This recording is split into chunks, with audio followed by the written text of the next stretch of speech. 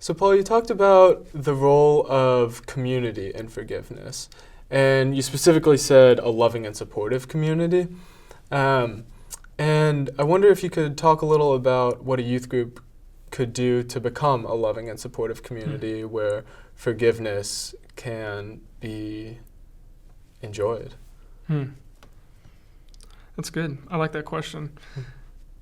I think we all need spaces where we are free to bring our whole self to the table, and that's especially true for young people.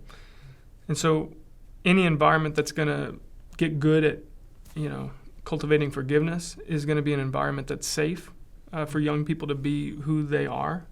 And so, relationship in the work that I do, I interact with guys and girls on probation and parole and dealing with pre-sentencing.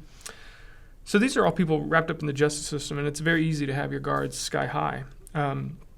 And that often is what happens with young people before they trust you. There's all these defenses. Love breaks through all that stuff. Consistency breaks through all that stuff. And when you have a loving, consistent relationship, all of a sudden everything else kind of opens up.